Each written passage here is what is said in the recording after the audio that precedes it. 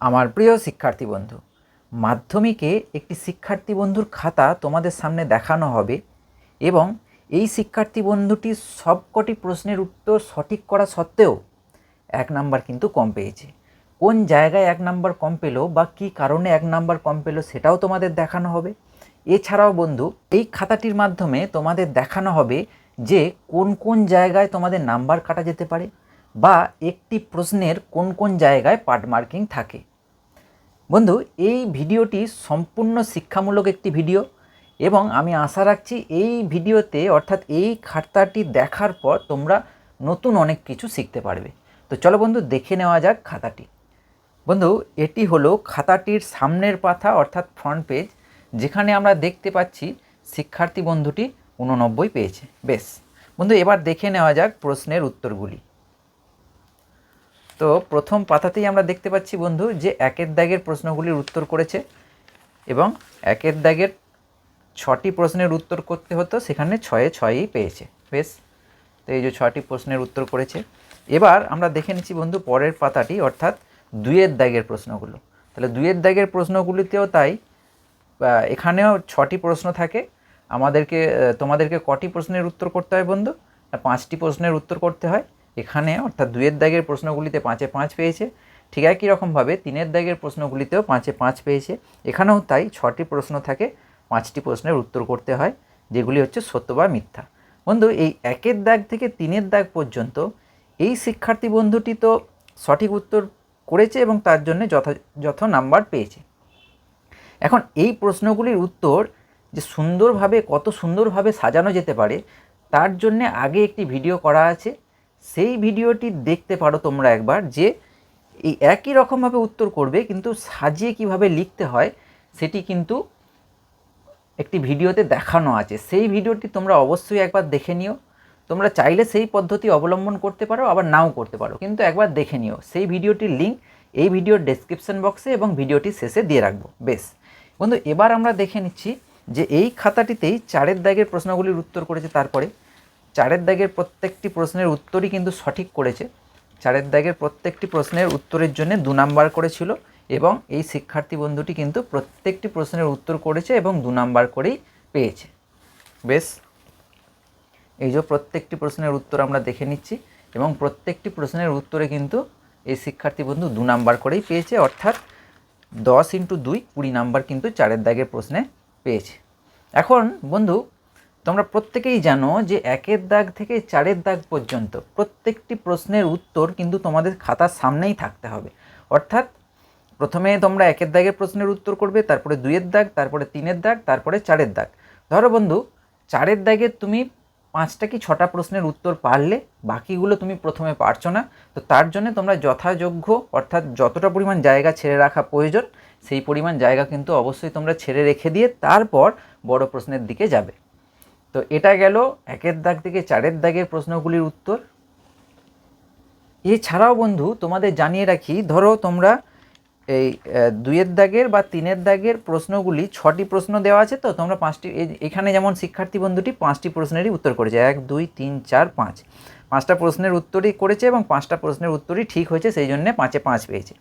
তো আমি বলবো এখানে 6টা প্রশ্ন আছে, 6টা প্রশ্নেরই তোমরা উত্তর করবে। ধরো দেখা গেল মাঝে কোনো একটি প্রশ্নের উত্তর ভুল হয়েছে কিন্তু শেষেরটা ঠিক হয়েছে, সেক্ষেত্রেও কিন্তু তোমরা 5-এ 5 পাবে। অর্থাৎ একটি করে এই সংক্ষিপ্ত প্রশ্ন অর্থাৎ 2-এর দাগ এবং 3-এর দাগের জন্য একটি করে উত্তর তোমরা বেশি করে রাখলে তো অসুবিধা নেই, তোমরা করে রাখবে। মাঝে কোনো জায়গায় ধরো বাই চান্স ভুল হয়ে গেল, সেক্ষেত্রেও তোমরা 5-এ 5 পাবে, যদি 6 নম্বর অর্থাৎ অতিরিক্ত যেটা করেছো সেটা ঠিক হয়। বেশ, এই গেল সংক্ষিপ্ত প্রশ্ন এবং তার উত্তর এবং তার জন্য যথাযথ নাম্বার। এবার আমরা দেখে নেব বন্ধু 5-এর দাগের প্রশ্ন অর্থাৎ পাটিগণিতের প্রশ্নটি। চলো বন্ধু দেখে নিই 5-এর দাগে যে প্রশ্নটি আছে। এই যে 5-এর দাগের প্রশ্নটি হচ্ছে পাটিগণিত থেকে, যেখানে আমরা দেখতে পাচ্ছি বন্ধু এটা দেওয়া ছিল চক্রবৃদ্ধি সুদ থেকে। তো চক্রবৃদ্ধি সুদের ক্ষেত্রে R1 অর্থাৎ প্রথম বছরের পার্সেন্টেজ দেওয়া ছিল, দ্বিতীয় বছরের ক্ষেত্রে সুদের হার দেওয়া ছিল। তো এবার আমাকে 2 বছরের চক্রবৃদ্ধি সুদ বার করতে দেওয়া ছিল। তো এই অবধি তোমরা যদি কেউ করে থাকো, অর্থাৎ এই অবধি যদি কারোর ঠিক হয়ে থাকে, তাহলে সেক্ষেত্রে 1 নাম্বার পাবে। ঠিক একই রকমভাবে এই পর্যন্ত অর্থাৎ মানটা বসানোর পর উত্তরের ঠিক আগে অর্থাৎ মানটা বসানোর পর তোমরা যখন ক্যালকুলেশন করছো এই অবধি করলে তোমরা আরও 2 নাম্বার অর্থাৎ 3 নাম্বার পেয়ে গেলে, এবং উত্তর সহ ঠিক হলে তখন তোমরা 5 নাম্বার। যেমন এই শিক্ষার্থী বন্ধু কিন্তু 5-এ 5ই পেয়েছে। ঠিক একই রকমভাবে 6-এর দাগের প্রশ্নের ক্ষেত্রে এখানে 2 অঙ্ক বিশিষ্ট একটি সংখ্যা দেওয়া ছিল এবং বলে দেওয়া ছিল যে এককের অঙ্কটি দশকের অঙ্কটি এককের অঙ্কের থেকে 3 কম, এইভাবে বলা ছিল। আরও শর্ত দেওয়া ছিল। তো এই শর্তানুসারে পর্যন্ত তোমরা যদি করতে পারো তো সেক্ষেত্রে 1 নাম্বার পাবে, এবং সঠিক উত্তর যদি তোমরা নির্ণয় করতে পারো তো সেক্ষেত্রে আরও 2 অর্থাৎ মোট তোমরা 3 নাম্বার পাবে। বেশ, এটা গেল 6-এর দাগের প্রশ্ন। ঠিক একই রকমভাবে 7-এর দাগের প্রশ্নের ক্ষেত্রে আমরা দেখতে পাচ্ছি বন্ধু যে এই অঙ্কটি ছিল করণী থেকে, যেখানে xy এবং x+y এই দুটি মান তোমরা প্রশ্নপত্র নিয়ে বসো এবং তোমরা দেখতে পাবে যে এই অঙ্কটি করার ক্ষেত্রে প্রথমত তোমাকে x+y বার করতে হবে আর xy বার করতে হবে। তাহলে এই দুটি মান যদি তোমরা বার করতে পারো 1 + 1 2 নাম্বার পেয়ে গেলে, এবং সঠিক উত্তর যদি বার করতে পারো আরও 1 নাম্বার অর্থাৎ 3 নাম্বার তোমরা পেয়ে যাবে। যেমন এখানে শিক্ষার্থী বন্ধুটা একদম সঠিক উত্তর বার করতে পেরেছে, যার জন্যে কিন্তু 3 নাম্বার পেয়েছে। আচ্ছা, এবার আমরা দেখে নিই 8-এর দাগের প্রশ্নটি। 8-এর দাগের প্রশ্নটিতে x সমান বলে দেওয়া ছিল 8ab/a+b। তো এখান থেকে আমাকে বলেছিল যে x+4a/x-4a প্লাস x+4b/x-4b এর ভ্যালুটা কিন্তু আমাকে কত বলেছিল, 2 প্রমাণ করতে বলেছিল। এই যে আমরা দেখতে পাচ্ছি 2 প্রমাণ করতে বলেছিল। তো এক্ষেত্রে এই যে x+4a/x-4a এবং x+4b/x-4b এই দুটি মান যদি আমরা বার করে নিতে পারি সঠিকভাবে তাহলেই কিন্তু 2 নাম্বার পেয়ে যাব, এবং প্রমাণটা যদি সঠিকভাবে করতে পারি আরও 1 নাম্বার, অর্থাৎ মোট 8-এর দাগের প্রশ্নে 3 নাম্বার আমরা এখানে তোমরা পেয়ে যাবে। তো এখানে প্রত্যেকটা প্রশ্নেই আমরা দেখতে পাচ্ছি কি এরকম পার্টে পার্টে নাম্বার আছে, অর্থাৎ কারোর দেখা গেল যে এই প্রমাণ করতে গিয়ে বা মান নির্ণয় করতে গিয়ে এই জায়গাটা ভুল লিখেছে, তো সেক্ষেত্রে সেই শিক্ষার্থী বন্ধুটা কত পাবে, 2 পেয়ে যাবে। ঠিক আছে, বেশ, এবার আমরা আসছি বন্ধু 9-এর দাগের প্রশ্ন। আমরা প্রত্যেকেই জানি যে 9-এর দাগের প্রশ্নটি হচ্ছে উপপাদ্য থেকে। উপপাদ্যেও কিন্তু পার্ট মার্কিং থাকে, সেই জন্য প্রত্যেক শিক্ষার্থীকে বন্ধুকে বলা হয় যে উপপাদ্য পুরোটা না পারলেও তোমরা যতটা পারবে করবে। কীরকম বন্ধু, ধরো প্রদত্ত, আমরা জানি প্রত্যেকে যে প্রদত্ত প্রমাণ করতে হবে, অঙ্কন এবং প্রমাণ এই 4টে পার্ট থাকে, এবং তার সঙ্গে অবশ্যই কী করতে হয়, ছবি আঁকতে হয়। তো বন্ধু দেখা গেল যে ছবি আঁকতে পেরেছো, এবং অঙ্কন কিছু কিছু ক্ষেত্রে অঙ্কন থাকে, কিছু কিছু ক্ষেত্রে থাকে না। তো ছবি প্রদত্ত প্রমাণ করতে হবে এবং অঙ্কন যদি থাকে অঙ্কন, এই পর্যন্ত করলেই কিন্তু তোমরা কত নাম্বার পেয়ে যাবে, 1 + 1 2, এবং প্রমাণটা যদি তোমরা সঠিকভাবে করতে পারো তাহলে সেক্ষেত্রে আরও 3 অর্থাৎ মোট 5 নাম্বার পেয়ে যাবে। এখানে একটি খুব গুরুত্বপূর্ণ কথা বন্ধু, যে ধরো তুমি গোটা উপপাদ্যটা একদম মুখস্থ করে গেছো, হুবহু যেমন বইয়ে ছিল লিখে দিয়েছো, কিন্তু তুমি ছবিটা আঁকতে ভুলে গেছো। সেক্ষেত্রে আমি বলবো যে এমনও ইনস্ট্রাকশান দেওয়া থাকে যে ছবি যদি না থাকে তাহলে উপপাদ্যতে কিন্তু কেটে পুরো 0 দেওয়ারও নিয়ম আছে। তো অবশ্যই করে কি করবে, তোমরা ছবিটা অবশ্যই আঁকবে। ঠিক আছে, ঠিক একই রকমভাবে বন্ধু আমরা এখানে দেখব 10-এর দাগে আমরা জানি যে কি করতে হয় বন্ধু, না উপপাদ্যের প্রয়োগ লিখতে হয়, যেখানে এখানেও পার্ট মার্কিং থাকে যে প্রদত্ত প্রমাণ করতে হবে এবং ছবি, এই 3টে পোর্শন, এবং অঙ্কন থাকলে অঙ্কন, এটা যদি করতে পারো এখানে তোমরা 1 নাম্বার পাবে, এবং পুরো প্রমাণ সহ করতে পারলে আরও 2 অর্থাৎ মোট 3 নাম্বার কিন্তু তোমরা পেয়ে যাবে। তো বন্ধু এই 10-এর দাগের প্রশ্নতে এই যে প্রদত্ত প্রমাণ করতে হবে এবং অঙ্কন, এটা কিন্তু প্রশ্ন দেখলেই তোমরা পারবে, অর্থাৎ এই 1 নাম্বার কিন্তু তোমরা অনায়াসে পেতে পারো। যেমন ধরো এখানে একটি সমদ্বিবাহু ত্রিভুজ এবিসি এর বি কোণ সমকোণ, অ্যাঙ্গেল বিএসি এর সমদ্বিখণ্ডক বিসিকে ডি বিন্দুতে ছেদ করে, প্রমাণ করতে হবে যে সিডি স্কোয়ার সমান হচ্ছে 2BD²। তাহলে আমরা এখানে দেখতে পাচ্ছি যে প্রমাণ করতে হবে যেটা দেওয়া আছে, যেটা প্রদত্ত বলা আছে সেইগুলো লিখে দিলাম এবং ছবিটা এঁকে দিলাম, অর্থাৎ এই পোর্শনটা কিন্তু ওই প্রশ্ন থেকেই করতে পারবে, অর্থাৎ 1 নাম্বার কিন্তু সহজেই পাওয়া যাবে এই 10-এর দাগের 1-এর থেকে। বেশ বন্ধু, এবার আমরা দেখে নেব 11-র দাগের প্রশ্নটি এবং তার উত্তর। 11-র দাগের প্রশ্নটিতে থাকে সম্পাদ্য থেকে। সম্পাদ্যতে এখানে পরিবৃত্ত অঙ্কন করতে দিয়েছিল। তো এখানে বিসি এর মাপ দেওয়া ছিল 6 সেমি, এসি এর মাপ দেওয়া ছিল 8 সেমি, দুটোই অঙ্কন করেছে এই শিক্ষার্থী বন্ধু। একই সঙ্গে একদম সঠিকভাবে পরিবৃত্তটি অঙ্কন করেছে। তো এক্ষেত্রেও বন্ধু পার্ট মার্কিং থাকে। ধরো তোমাদের কোনো একটা জায়গায় একটু ভুল হয়ে গেছে, সেক্ষেত্রে কিন্তু গোটাটা কেটে 0 দেওয়া হয় না।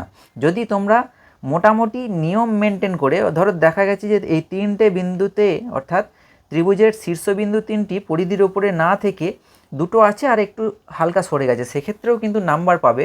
হয়তো পুরো নাম্বারটা পাবে না, কিন্তু নাম্বার কিন্তু পাবে।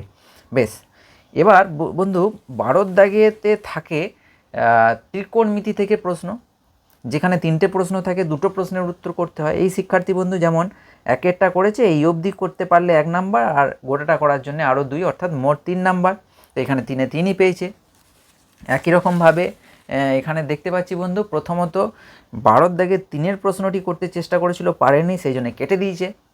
এরপরে সেই শিক্ষার্থী বন্ধুটাই কী করেছে, 2-এর প্রশ্নটির উত্তর করেছে। তো 2-এর প্রশ্নতে এখানে ট্যান থিটার মান দেওয়া ছিল, এবার sine theta plus cos theta এটার মান নির্ণয় করতে দিয়েছিল। তো এখানেও পার্ট মার্কিং আছে। দেখো বন্ধু, সাইন থিটার মানটা বার করেছে, তার জন্য 1, কস থিটার মান বার করেছে, তার জন্য 1, এবং সঠিক উত্তরের জন্য আরও 1, অর্থাৎ মোট 3 নাম্বার। কিন্তু এখানে 3-এ 3ই পেয়েছে এই শিক্ষার্থী বন্ধুটি।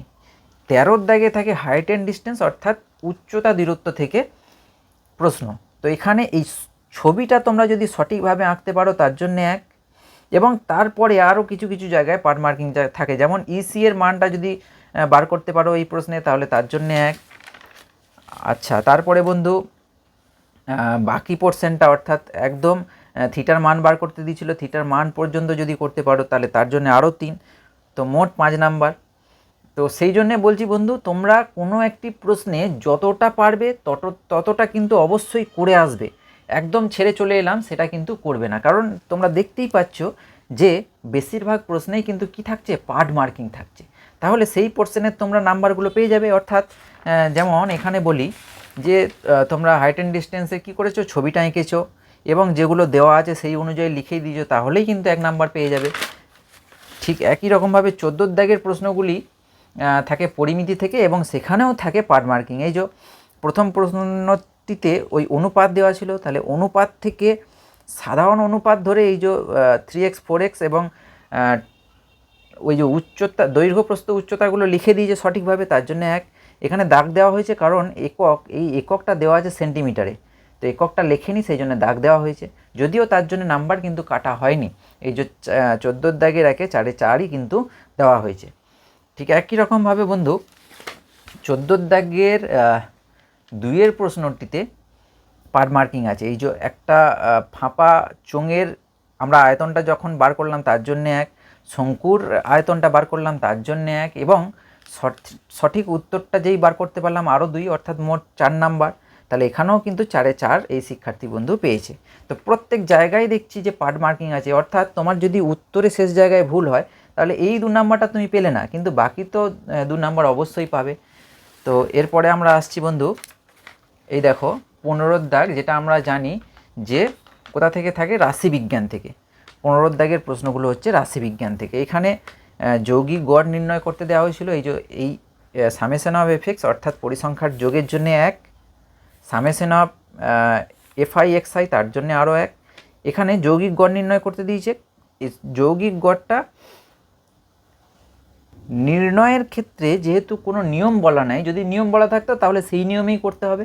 এখানে প্রশ্নে তোমরা দেখতে পাবে যে যেহেতু কোনো নিয়ম বলা নেই, সেই জন্য কি summation F I X I by summation F I এই সূত্র ধরেই করে দিয়েছে, তাহলে এটাতেও হবে। কিন্তু বন্ধু এখানে যেমন দেখতে পাচ্ছি ফর্মুলা লিখে জিজ্ঞাসা চিহ্ন, অর্থাৎ এই ফর্মুলাটা কিন্তু লিখতে হতো, তার জন্যও কিন্তু নাম্বার কাটা হয়নি, 4-এ 4ই দেওয়া হয়েছে। ছোটোখাটো ভুলকে অতটা ধরা হয় না। তো এখানে যেহেতু এই যে সামেশন এফআই এক্সআই আর সামেশন এফআই লিখেছে, তো এই দুটোরই মানই নিচে নিচে বসিয়েছে, উপর নিচে, সেই জন্য নাম্বারটা দিয়ে দেওয়া হয়েছে। কিন্তু অবশ্যই করে তোমরা যখন নির্ণয় করবে আগে ফর্মুলাটা লিখবে, তারপর বসাবে।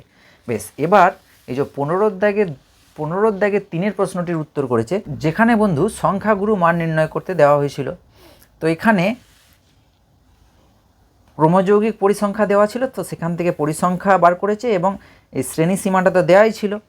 এখন বন্ধু প্রথমত এই জায়গাটাতে 1 নাম্বার কাটা হয়েছে। কি কারণে কাটা হয়েছে? প্রথমত এখানে দেখো, দেখতে পাবে যে HL, F0, F1, F2 এগুলো কি, এর প্রত্যেকটা বর্ণনা করার কথা বলা হয়েছে, একই সঙ্গে এখানে লেখে নিই, সেই শিক্ষার্থী বন্ধুটা লেখে নিই যে এইচ এবং এল এই দুটির মান কত। যদিও এখানে সঠিকভাবে বসিয়েছে, হয়তো তাড়াহুড়োর মাথায় লিখতে ভুলে গেছে, তো অবশ্যই করে এগুলো মনে রাখবে যে আমি যখন ফর্মুলা একটা লিখছি আমাকে লিখতে হবে এলটা কী, এইচটা কী, এগুলোর মান কত, এগুলো কিন্তু আমাকে যথাযথভাবে পাশে বর্ণনা করে দিতে হবে।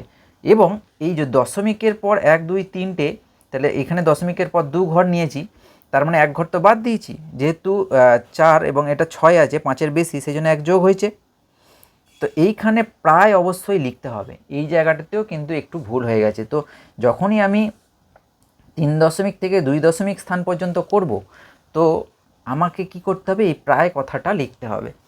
তো এই জায়গাতে কিন্তু এই শিক্ষার্থী বন্ধুর 1 নাম্বার কাটা গেছে। বাকি কিন্তু প্রত্যেকটা প্রশ্নের উত্তর একদম সঠিকভাবে যথাযথ উত্তর করেছে। তো বন্ধু, তো আশা করব যে তোমরা এই ধরনের ভুল করবে না। বেশ বন্ধু, এই 15 দাগের প্রশ্নগুলির জন্যেই তোমাদের প্রশ্নপত্রের সঙ্গে একটি গ্রাফ পেপারও দেওয়া ছিল। এই যে গ্রাফ পেপারটি, যেখানে এই ধরনের গ্রাফ পেপার তোমাদেরকে দেওয়া হবে, যেহেতু এখানে ব্ল্যাঙ্ক ছিল সেই জন্য কেটে দেওয়া হয়েছে। তো এখানে ওজাইব অঙ্কন করার জন্য কিন্তু দেওয়া ছিল।